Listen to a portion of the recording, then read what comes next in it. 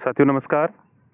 जैसा हम आज पढ़ने वाले हैं रोमांटिक लिटरेरी पीरियड, इसका मुख्य जो है वो आर्टिस्टिक लिटरेरी और इंटेलेक्चुअल मूवमेंट है जो ओरिजिनेटेड हुआ था 18वीं सदी के अंत में यूरोप में, और जैसे 19वीं सदी में ये काफ़ी चला था। ठीक है ना। इसमें काफ़ी रिएक्शन आए थे स्ट्रिक्ट रूल, रैशनलिज्म और ऑर्डरलीनेस जो है ना नियो क्लासिकल पीरियड के और इनलाइटमेंट के, उसके बारे में नए नए जो रूल्स हैं वो अपने को देखने को मिलते हैं, अपने सामने ये आते हैं। ठीक है। अब इसका जैसे अगर आप देखोगे टाइम फ्रेम की बात करोगे आप, तो टाइम फ्रेम में इसमें बात आती है कि 18वीं सदी के अंत में और 19वीं सदी के शुरुआत में, यानी मुख्यतः 1798 से लेकर 1850 तक की बात है। इसमें पब्लिकेशन हुआ था विलियम वर्ड्सवर्थ और कोलरिज का लिरिकल बैलेड। मैंने आपको जॉर्डन बताया था लास्ट में, वो जॉर्डन नहीं है, विलियम वर्ड्सवर्थ है, तो इसको करेक्ट कर लीजिएगा। ठीक है, ये ध्यान रखना है। फिर इसके बाद अगर आप अपने देखें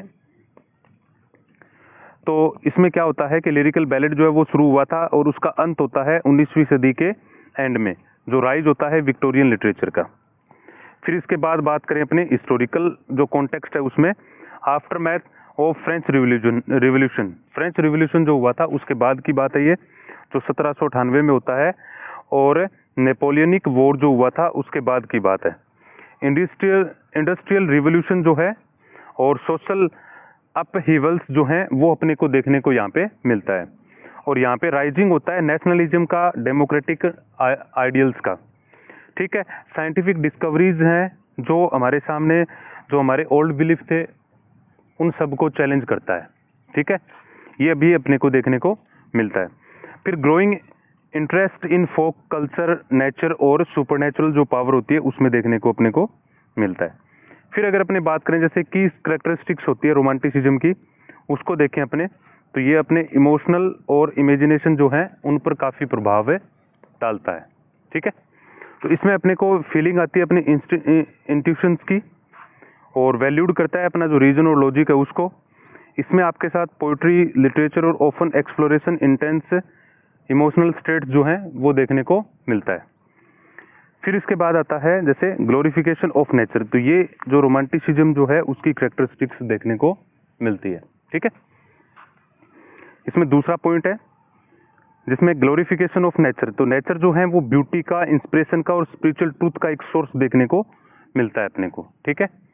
अब इसके बाद जैसे देखें स्केप ऑफ इंडस्ट्रियलाइजेशन और अर्बन लाइफ, इससे दूर, इससे अलग भाव जो है वो अपने सामने आता है, यानी जो ज़्यादातर जैसे अपने देखा जाए तो स्केप किया जाता है, यानी मुख्य जो विचारधारा है किसकी, इंडस्ट्रियलाइजेशन और अर्बन लाइफ है, उससे दूर लोग जो हैं वो जा रहे हैं। ठीक है। फिर इसके बाद आता है जो celebration of individual and subjectivity. अब सब्जेक्टिविटी का मतलब भी पर्सनल होता है, उसको काफ़ी अच्छे तरीके से सेलिब्रेट किया जाता है, और इंडिविजुअल एक्सपीरियंस और क्रिएटिविटी जो है उस पर पूरा फोकस होता है। ये पर्सनल फ्रीडम और रिबिलियन जो है अपने सामाजिक जो तंत्र है उसके विरुद्ध, उसकी बात अपने को देखने को मिलती है। ठीक है।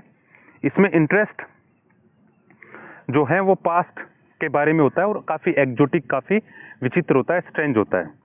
इसमें मेडिवलिज्म, फोकलेयर, मिथ्स और लेजेंड जो है वो काफ़ी पॉपुलर हुई थी सब्जेक्ट के तौर पे, और फैसिनेशन था जो डिस्टेंट लैंड्स और मिस्टीरियस कल्चर है उनके बारे में। ठीक है। फोकस होता है इसमें सुपरनेचुरल और मिस्टीरियस जो बात है उनमें, तो इसमें क्या है जो एलिमेंट्स हैं वो काफ़ी फैंटेसी वाले और सबलाइम होते हैं। रिबिलियन था, विद्रोह था, इस्टेब्लिश्ड जो अथॉरिटी है, यानी कोई जैसे किसी कोई मठाधीश बन गया उसके बारे में, जगह से उसके बारे में क्या है काफ़ी विरोध दिखाई देता है अपने को। ये चैलेंज करता है अपने ट्रेडिशनल इंस्टीट्यूशन है, कन्वेंशन है और हिरार्की जो है उनके बारे में। मेजर पोइट की अगर अपने बात करें तो पोइट्री में सबसे पहले आता है विलियम वर्ड्सवर्थ, जिनकी कुछ लाइन जो है वो कंपोज हुई जैसे टिटन एबे की, और प्रील्यूड तो पूरा का पूरा उसमें है। ठीक है। सैमुअल टेलर कोलरिज जो है राइम ऑफ एंसिट मैरिनर, कुबला खान इसी के अंतर्गत आता है। पीबी शैली का ओजिमेंडियाज और ode to the west wind, ये भी इसी के अंतर्गत आता है। फिर इसके बाद आता है आपके जॉन किट्स का ओड टू नाइटिंगेल और टू ऑटम, ये भी किसमें, इसी पार्ट में आता है। और लॉर्ड बैरन जो है उनका यानी चाइल्ड हेराल्ड्स, पिलग्रिमेज और डॉन जुआन जो है वो भी इसी टॉपिक के अंतर्गत आते हैं। तो ये पोइट्री में जैसे लिखा गया था। फिर आता है आपके पास जो प्रोज और नॉवेल्स हैं उनमें मैरी शैली, फ्रैंकस्टाइन जो है वो लिखा गया। मैरी शैली कौन है, पीबी शैली की वाइफ है। ठीक है ना, पीबी शैली की वाइफ है ये इसमें आता है। सर वाल्टर स्कॉट जो हिस्टोरिकल नॉवेल्स लिखे हैं जैसे इवान होई, जॉन ऑस्टिन है, उन्होंने ओवरलैप किया रोमांटिक पीरियड को, लेकिन अर्ली विक्टोरियन माने जाते हैं वो। और ब्रोंटे सिस्टर, तो इन्होंने रोमांटिक और विक्टोरियन इन्फ्लुएंस को काफ़ी अच्छे से देखा है।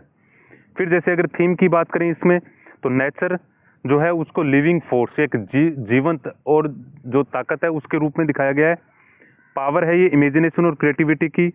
इसमें इंडिविजुअलाइजेशन और हीरोइज्म दर्शाया गया है थीम के तौर पर। सबलाइम और इंस्पायरिंग एस्पेक्ट ऑफ लाइफ, यानी बहुत ही शानदार तरीके से जीवन के पहलुओं को दर्शाया गया है।